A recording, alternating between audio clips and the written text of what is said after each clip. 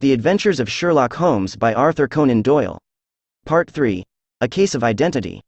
"My dear fellow," said Sherlock Holmes as we sat on either side of the fire in his lodgings at Baker Street, "life is infinitely stranger than anything which the mind of man could invent.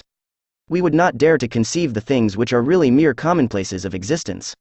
If we could fly out of that window hand in hand, hover over this great city, gently remove the roofs, and peep in at the queer things which are going on, the strange coincidences, the plannings, the cross-purposes, the wonderful chains of events, working through generations, and leading to the most outre results, it would make all fiction with its conventionalities and foreseen conclusions most stale and unprofitable.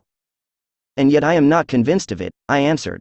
"The cases which come to light in the papers are, as a rule, bald enough, and vulgar enough.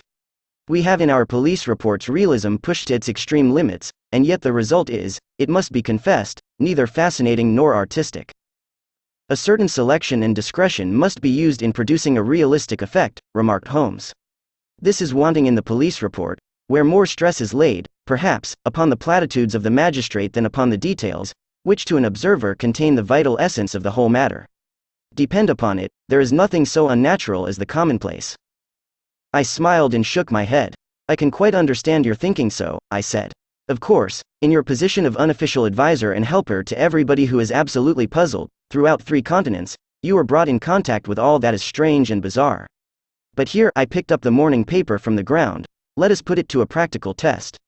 Here is the first heading upon which I come: A husband's cruelty to his wife.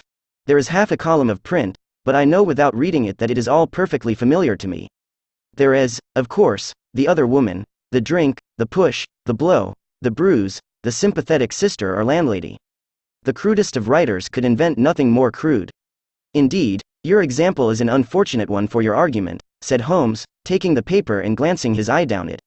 "This is the Dundas separation case, and, as it happens, I was engaged in clearing up some small points in connection with it. The husband was a teetotaler, there was no other woman, and the conduct complained of was that he had drifted into the habit of winding up every meal by taking out his false teeth and hurling them at his wife, which, you will allow, is not an action likely to occur to the imagination of the average storyteller. Take a pinch of snuff, doctor, and acknowledge that I have scored over you in your example."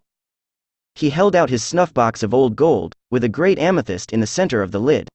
Its splendor was in such contrast to his homely ways and simple life that I could not help commenting upon it. "Ah," said he, "I forgot that I had not seen you for some weeks. It is a little souvenir from the King of Bohemia in return for my assistance in the case of the Irene Adler papers." "And the ring?" I asked, glancing at a remarkable brilliant which sparkled upon his finger. "It was from the reigning family of Holland, though the matter in which I served them was of such delicacy that I cannot confide it even to you, who have been good enough to chronicle 1 or 2 of my little problems." "And have you any on hand just now?" I asked with interest. "Some 10 or 12, but none which present any feature of interest. They are important, you understand, without being interesting.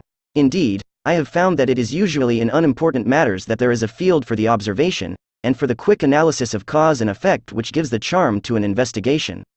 The larger crimes are apt to be the simpler, for the bigger the crime the more obvious, as a rule, is the motive. In these cases, save for one rather intricate matter which has been referred to me from Marseille, there is nothing which presents any features of interest. It is possible, however, that I may have something better before very many minutes are over, for this is one of my clients, or I am much mistaken." He had risen from his chair and was standing between the parted blinds gazing down into the dull neutral-tinted London street. Looking over his shoulder, I saw that on the pavement opposite there stood a large woman with a heavy fur boa around her neck, and a large curling red feather in a broad-brimmed hat which was tilted in a coquettish Duchess of Devonshire fashion over her ear. From under this great panoply she peeped up in a nervous, hesitating fashion at our windows, while her body oscillated backward and forward, and her fingers fidgeted with her glove buttons. Suddenly, with a plunge, as of the swimmer who leaves the bank, she hurried across the road, and we heard the sharp clang of the bell. "I have seen those symptoms before," said Holmes, throwing his cigarette into the fire. "Oscillation upon the pavement always means an affaire de cœur. She would like advice, but is not sure that the matter is not too delicate for communication. And yet even here we may discriminate. When a woman has been seriously wronged by a man she no longer oscillates, and the usual symptom is a broken bell wire. Here we may take it that there is a love matter, but that the maiden is not so much angry as perplexed, or grieved. But here she comes in person to resolve our doubts. As he spoke there was a tap at the door, and the boy in buttons entered to announce Miss Mary Sutherland, while the lady herself loomed behind his small black figure like a full-sailed merchantman behind a tiny pilot boat.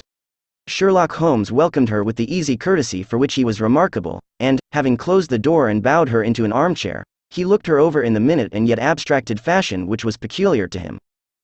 "Do you not find," he said, "that with your short sight it is a little trying to do so much typewriting?" "I did at first," she answered, "but now I know where the letters are without looking." Then, suddenly realizing the full purport of his words, she gave a violent start and looked up, with fear and astonishment upon her broad, good-humored face. "You've heard about me, Mr. Holmes," she cried, "else how could you know all that?" "Never mind," said Holmes, laughing, "it is my business to know things. Perhaps I have trained myself to see what others overlook. If not, why should you come to consult me? I came to you, sir, because I heard of you from Mrs. Etheridge, whose husband you found so easy when the police and everyone had given him up for dead. Oh, Mr. Holmes, I wish you would do as much for me. I'm not rich, but still I have 100 a year in my own right, besides the little that I make by the machine, and I would give it all to know what has become of Mr. Hosmer Angel." "Why did you come away to consult me in such a hurry?" asked Sherlock Holmes, with his fingertips together and his eyes to the ceiling. Again a startled look came over the somewhat vacuous face of Miss Mary Sutherland. "Yes, I did bang out of the house," she said, "for it made me angry to see the easy way in which Mr. Windybank, that is, my father, took it all. He would not go to the police, and he would not go to you, and so at last, as he would do nothing and kept on saying that there was no harm done, it made me mad, and I just on with my things and came right away to you." "Your father," said Holmes, "your stepfather, surely, since the name is different." "Yes, my stepfather. I call him father, though it sounds funny, too, for he is only 5 years and 2 months older than myself." "And your mother is alive?" "Oh, yes, mother is alive and well. I wasn't best pleased, Mr. Holmes, when she married again so soon after father's death, and a man who was nearly 15 years younger than herself. Father was a plumber in the Tottenham Court Road, and he left a tidy business behind him, which mother carried on with Mr. Hardy, the foreman. But when Mr. Windybank came he made her sell the business, for he was very superior, being a traveller in wines. They got £4,700 for the goodwill and interest, which wasn't near as much as father could have got if he had been alive." I had expected to see Sherlock Holmes impatient under this rambling and inconsequential narrative, but, on the contrary, he had listened with the greatest concentration of attention. "Your own little income," he asked, "does it come out of the business?" "Oh, no, sir. It is quite separate and was left me by my Uncle Ned in Auckland. It is in New Zealand stock, paying 4.5%. £2,500 was the amount, but I can only touch the interest." "You interest me extremely," said Holmes. "And since you draw so large a sum as 100 a year, with what you earn into the bargain, you no doubt travel a little and indulge yourself in every way. I believe that a single lady can get on very nicely upon an income of about £60. I could do with much less than that, Mr. Holmes, but you understand that as long as I live at home I don't wish to be a burden to them, and so they have the use of the money just while I am staying with them. Of course, that is only just for the time. Mr. Windybank draws my interest every quarter and pays it over to mother, and I find that I can do pretty well with what I earn at typewriting. It brings me 2d. a sheet, and I can often do from 15 to 20 sheets in a day." "You have made your position very clear to me," said Holmes. "This is my friend, Dr. Watson, before whom you can speak as freely as before myself. Kindly tell us now all about your connection with Mr. Hosmer Angel."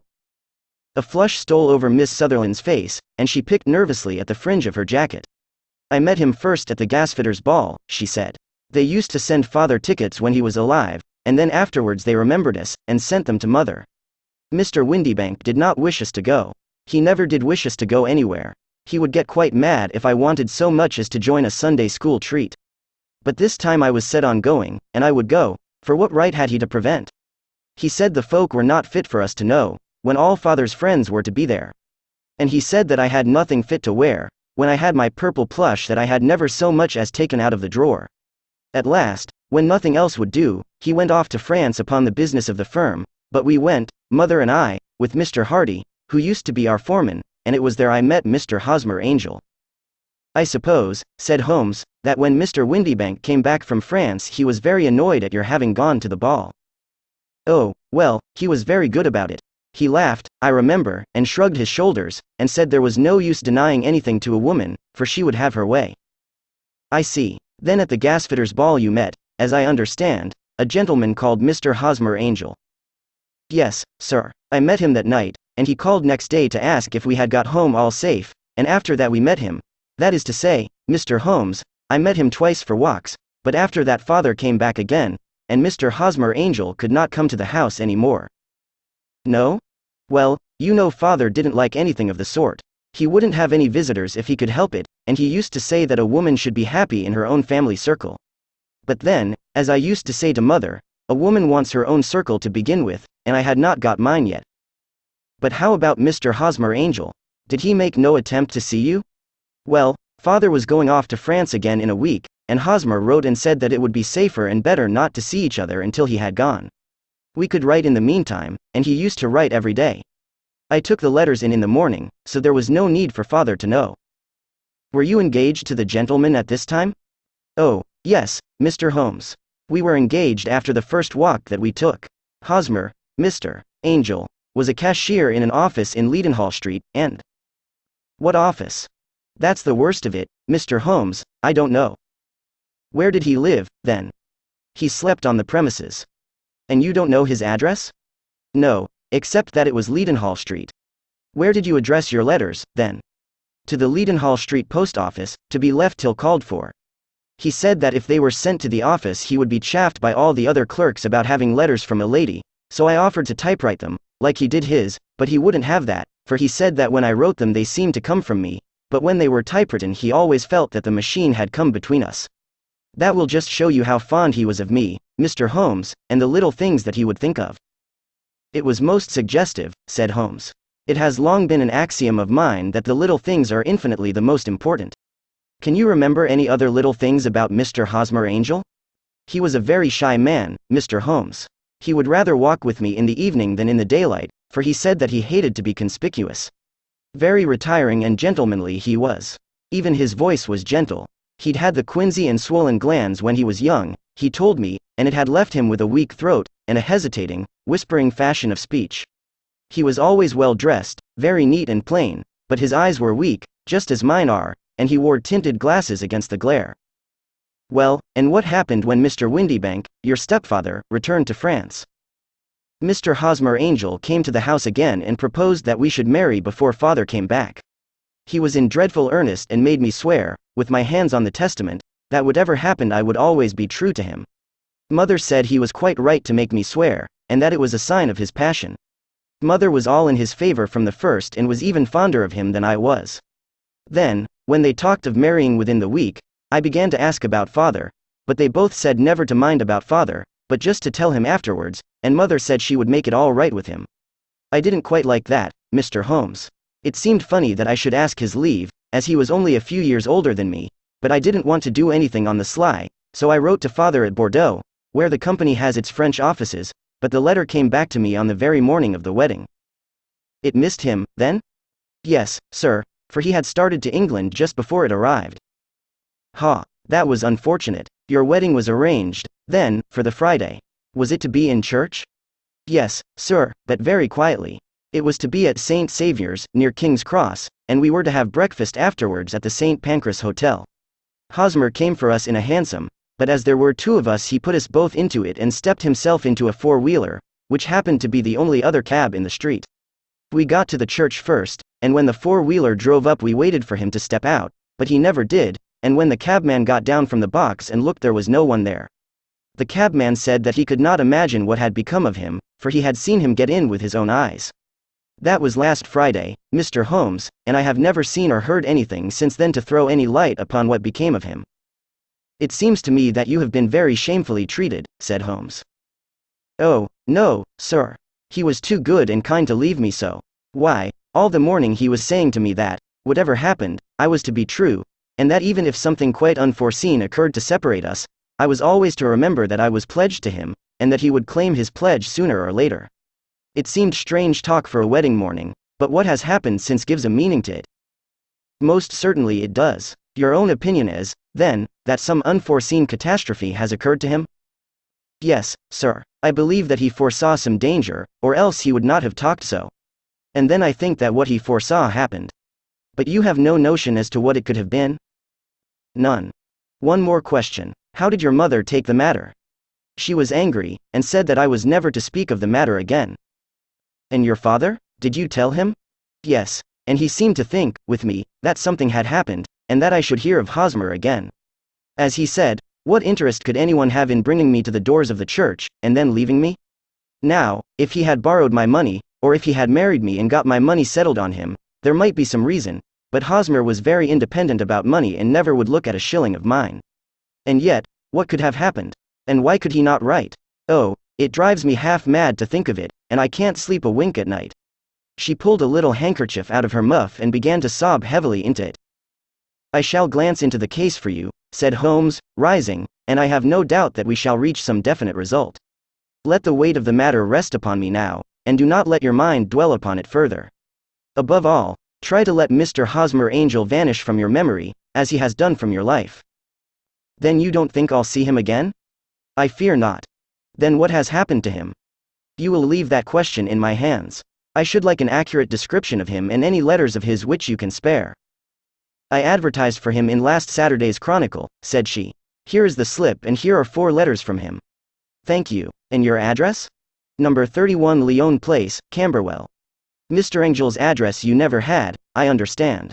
Where is your father's place of business? He travels for West House and Marbank, the great claret importers of Fenchurch Street. Thank you. You have made your statement very clearly. You will leave the papers here, and remember the advice which I have given you. Let the whole incident be a sealed book, and do not allow it to affect your life.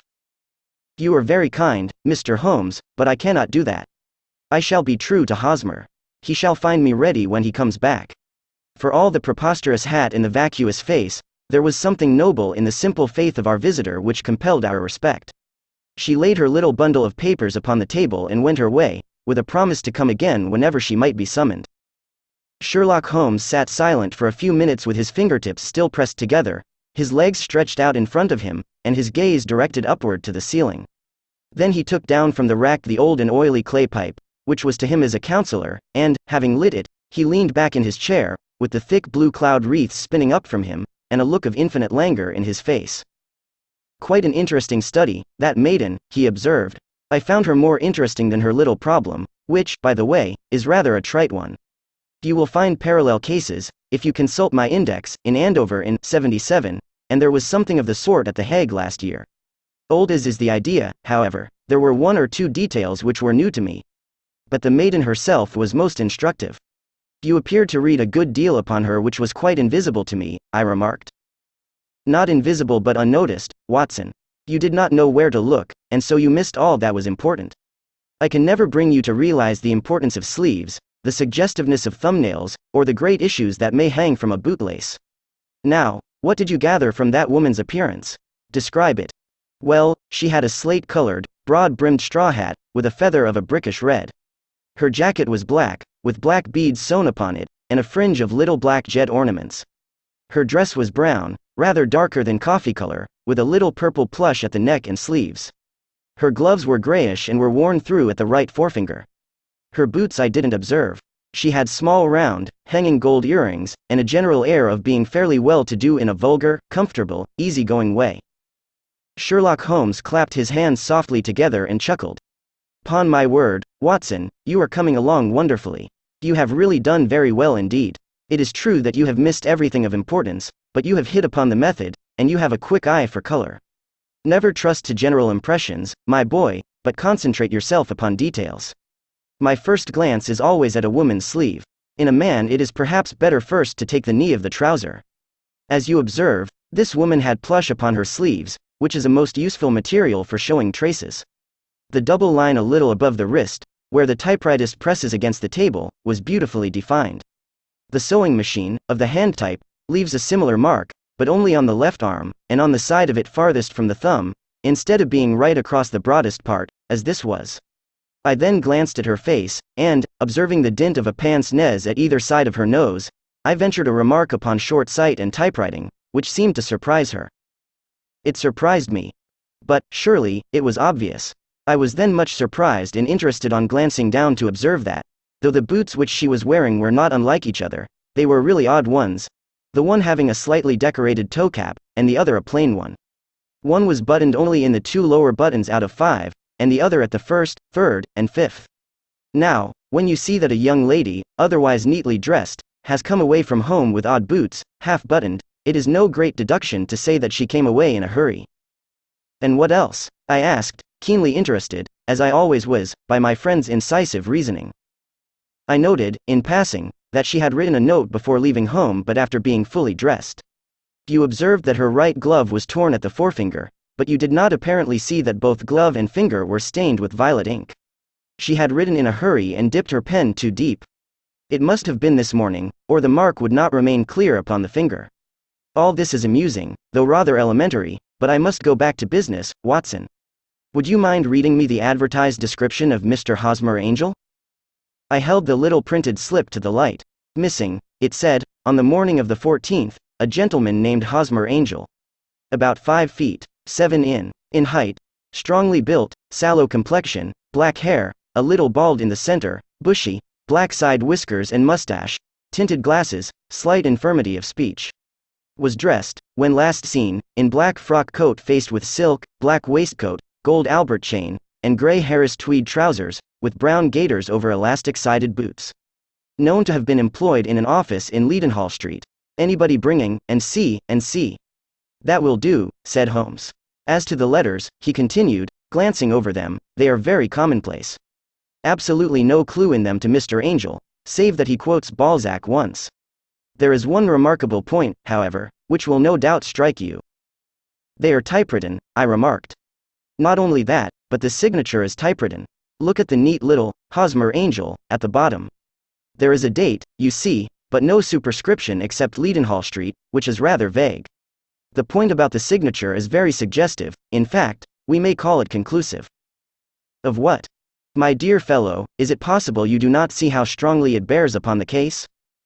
I cannot say that I do unless it were that he wished to be able to deny his signature if an action for breach of promise were instituted. No, that was not the point.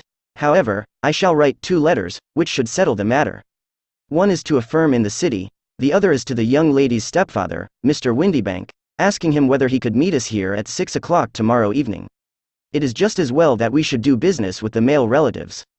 And now, doctor, we can do nothing until the answers to those letters come, so we may put our little problem upon the shelf for the interim. I had had so many reasons to believe in my friend's subtle powers of reasoning and extraordinary energy in action that I felt that he must have some solid grounds for the assured and easy demeanor with which he treated the singular mystery which he had been called upon to fathom. Once only had I known him to fail, in the case of the King of Bohemia and of the Irene Adler photograph, but when I looked back to the weird business of the sign of 4, and the extraordinary circumstances connected with the study in scarlet, I felt that it would be a strange tangle indeed which he could not unravel. I left him then, still puffing at his black clay pipe, with the conviction that when I came again on the next evening I would find that he held in his hands all the clues which would lead up to the identity of the disappearing bridegroom of Miss Mary Sutherland.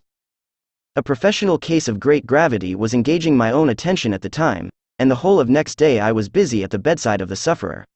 It was not until close upon 6 o'clock that I found myself free and was able to spring into a hansom and drive to Baker Street, half afraid that I might be too late to assist at the denouement of the little mystery.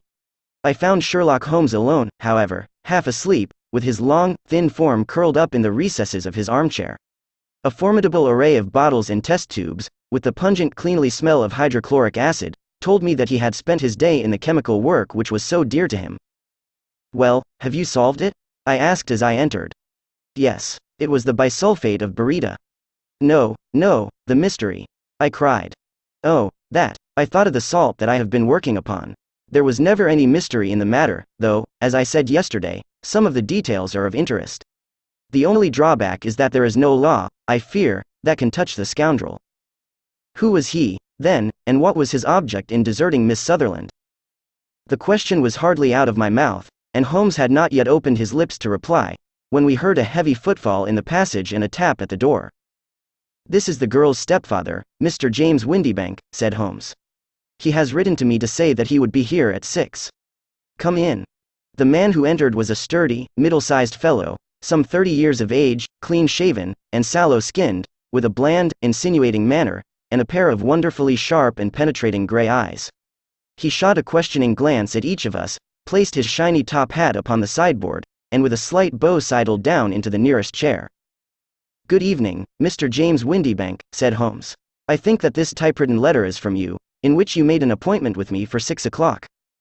"Yes, sir. I am afraid that I am a little late, but I am not quite my own master, you know. I am sorry that Miss Sutherland has troubled you about this little matter, for I think it is far better not to wash linen of the sort in public. It was quite against my wishes that she came, but she is a very excitable, impulsive girl, as you may have noticed, and she is not easily controlled when she has made up her mind on a point. Of course, I did not mind you so much, as you are not connected with the official police, but it is not pleasant to have a family misfortune like this noised abroad. Besides, it is a useless expense, for how could you possibly find this Hosmer Angel?"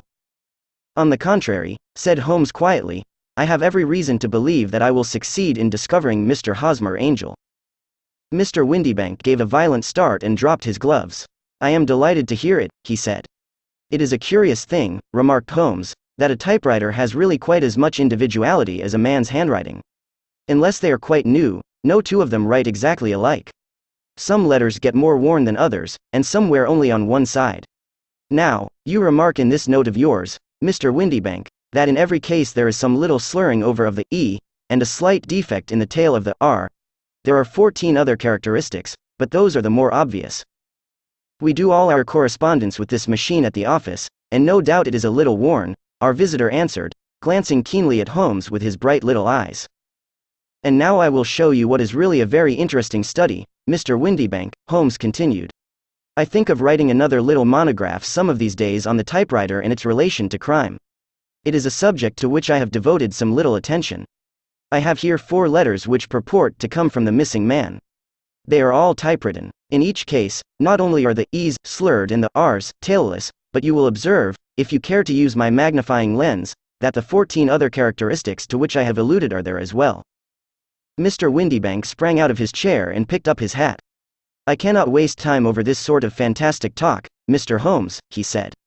"If you can catch the man, catch him, and let me know when you have done it." "Certainly," said Holmes, stepping over and turning the key in the door. "I let you know, then, that I have caught him." "What? Where?" shouted Mr. Windybank, turning white to his lips and glancing about him like a rat in a trap. "Oh, it won't do, really it won't," said Holmes suavely. "There is no possible getting out of it, Mr. Windybank. It is quite too transparent, and it was a very bad compliment when you said that it was impossible for me to solve so simple a question. That's right, sit down and let us talk it over." Our visitor collapsed into a chair, with a ghastly face and a glitter of moisture on his brow. It's not actionable," he stammered. "I am very much afraid that it is not. But between ourselves, Windybank, it was as cruel and selfish and heartless a trick in a petty way as ever came before me. Now, let me just run over the course of events, and you will contradict me if I go wrong." The man sat huddled up in his chair, with his head sunk upon his breast, like one who is utterly crushed. Holmes stuck his feet up on the corner of the mantelpiece and, leaning back with his hands in his pockets, began talking, rather to himself, as it seemed, than to us. "The man married a woman very much older than himself for her money," said he, "and he enjoyed the use of the money of the daughter as long as she lived with them. It was a considerable sum, for people in their position, and the loss of it would have made a serious difference. It was worth an effort to preserve it. The daughter was of a good, amiable disposition, but affectionate and warm-hearted in her ways, so that it was evident that with her fair personal advantages, and her little income, she would not be allowed to remain single long. Now her marriage would mean, of course, the loss of 100 a year, so what does her stepfather do to prevent it? He takes the obvious course of keeping her at home and forbidding her to seek the company of people of her own age. But soon he found that that would not answer forever. She became restive, insisted upon her rights, and finally announced her positive intention of going to a certain ball. What does her clever stepfather do then? He conceives an idea more creditable to his head than to his heart. With the connivance and assistance of his wife he disguised himself, covered those keen eyes with tinted glasses, masked the face with a mustache and a pair of bushy whiskers, sunk that clear voice into an insinuating whisper, and doubly secure on account of the girl's short sight, he appears as Mr. Hosmer Angel, and keeps off other lovers by making love himself. It was only a joke at first, groaned our visitor. We never thought that she would have been so carried away. Very likely not. However that may be, the young lady was very decidedly carried away, and, having quite made up her mind that her stepfather was in France, the suspicion of treachery never for an instant entered her mind. She was flattered by the gentleman's attentions, and the effect was increased by the loudly expressed admiration of her mother. Then Mr. Angel began to call, for it was obvious that the matter should be pushed as far as it would go if a real effect were to be produced. There were meetings, and an engagement, which would finally secure the girl's affections from turning towards anyone else. But the deception could not be kept up forever. These pretended journeys to France were rather cumbrous. The thing to do was clearly to bring the business to an end in such a dramatic manner that it would leave a permanent impression upon the young lady's mind and prevent her from looking upon any other suitor for some time to come. Hence those vows of fidelity exacted upon a testament, and hence also the allusions to a possibility of something happening on the very morning of the wedding. James Windybank wished Miss Sutherland to be so bound to Hosmer Angel, and so uncertain as to his fate, that for 10 years to come, at any rate, she would not listen to another man. As far as the church door he brought her, and then, as he could go no farther, he conveniently vanished away by the old trick of stepping in at one door of a four-wheeler and out at the other. I think that was the chain of events, Mr. Windybank. Our visitor had recovered something of his assurance while Holmes had been talking, and he rose from his chair now with a cold sneer upon his pale face. It may be so, or it may not, Mr. Holmes, said he, but if you are so very sharp you ought to be sharp enough to know that it is you who are breaking the law now, and not me. I have done nothing actionable from the first, but as long as you keep that door locked you lay yourself open to an action for assault and illegal constraint. The law cannot, as you say, touch you, said Holmes, unlocking and throwing open the door, yet there never was a man who deserved punishment more. If the young lady has a brother or a friend, he ought to lay a whip across your shoulders. By Jove, he continued, flushing up at the sight of the bitter sneer upon the man's face, it is not part of my duties to my client, but here's a hunting crop handy, and I think I shall just treat myself to. He took 2 swift steps to the whip, but before he could grasp it there was a wild clatter of steps upon the stairs, the heavy hall door banged, and from the window we could see Mr. James Windybank running at the top of his speed down the road. There's a cold-blooded scoundrel, said Holmes, laughing, as he threw himself down into his chair once more.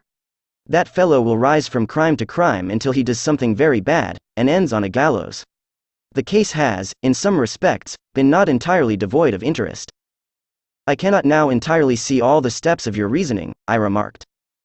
Well, of course it was obvious from the first that this Mr. Hosmer Angel must have some strong object for his curious conduct, and it was equally clear that the only man who really profited by the incident, as far as we could see, was the stepfather. Then the fact that the 2 men were never together, but that the one always appeared when the other was away, was suggestive. So were the tinted spectacles and the curious voice, which both hinted at a disguise, as did the bushy whiskers. My suspicions were all confirmed by his peculiar action in typewriting his signature, which, of course, inferred that his handwriting was so familiar to her that she would recognize even the smallest sample of it. You see, all these isolated facts, together with many minor ones, all pointed in the same direction. And how did you verify them? Having once spotted my man, it was easy to get corroboration. I knew the firm for which this man worked. Having taken the printed description, I eliminated everything from it which could be the result of a disguise, the whiskers, the glasses, the voice, and I sent it to the firm, with a request that they would inform me whether it answered to the description of any of their travelers. I had already noticed the peculiarities of the typewriter, and I wrote to the man himself at his business address asking him if he would come here. As I expected, his reply was typewritten and revealed the same trivial but characteristic defects. The same post brought me a letter from West House in Marbank, of Fenchurch Street, to say that the description tallied in every respect with that of their employé, James Windybank. Voilà tout. And Miss Sutherland? If I tell her she will not believe me. You may remember the old Persian saying, there is danger for him who taketh a tiger cub, and danger also for whoso snatches a delusion from a woman. There is as much sense in Hafiz as in Horace, and as much knowledge of the world.